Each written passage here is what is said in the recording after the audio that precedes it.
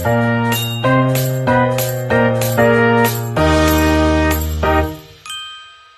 sini saya akan memaparkan materi kelompok 3. Bagian A, standar yang diharapkan dari seorang konselor multibudaya. Standar kompetensi konselor adalah kerangka kerja yang mencakup berbagai keterampilan, pengetahuan, dan sikap yang diperlukan untuk menjalankan profesi konseling secara efektif dan profesional.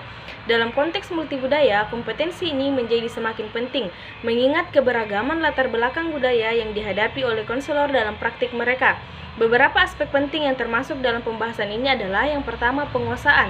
Pengetahuan teoritis dalam konseling. Pengetahuan teoritis merupakan dasar yang esensial bagi seorang konselor dalam menjalankan praktik profesional.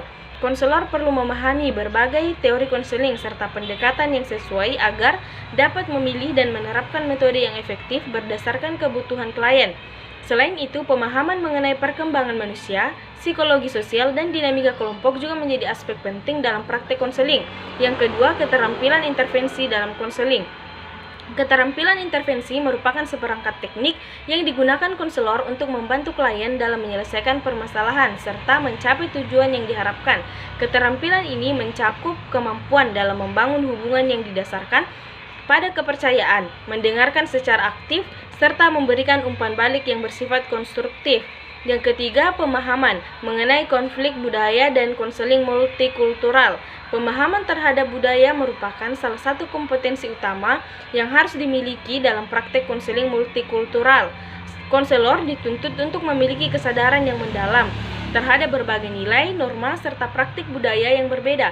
Pemahaman ini mencakup bagaimana latar belakang budaya klien dapat mempengaruhi cara mereka memandang suatu permasalahan, serta menentukan solusi yang dianggap sesuai.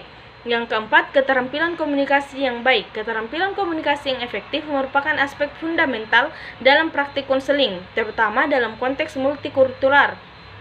Konselor perlu menyampaikan pesan dan dengan jelas, menggunakan bahasa yang mudah dipahami oleh klien, serta bersikap terbuka terhadap berbagai gaya komunikasi yang berbeda. Yang kelima, etika dan profesionalisme dalam konseling.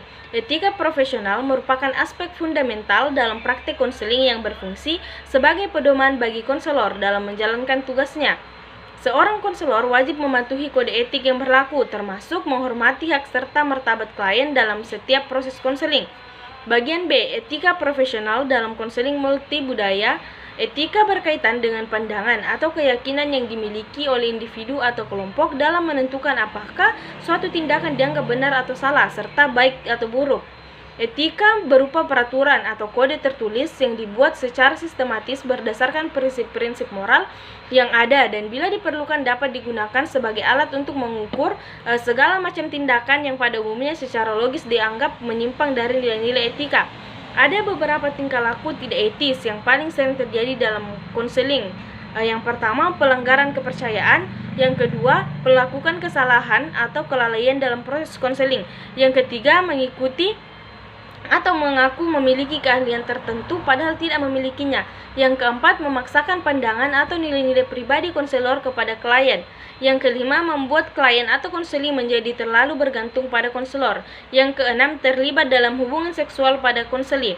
Yang ketujuh, terjadi konflik kepentingan seperti percampuran peran konselor dengan hubungan lain, baik secara pribadi maupun profesional. Yang kedelapan, ketidakjelasan dalam kesepakatan keuangan, misalnya mengenai biaya tambahan yang tidak disepakati sebelumnya. Yang kesembilan, melakukan promosi atau iklan yang tidak etis. Yang kesepuluh, menjiplak atau mengambil karya orang lain tanpa mencantumkan sumber.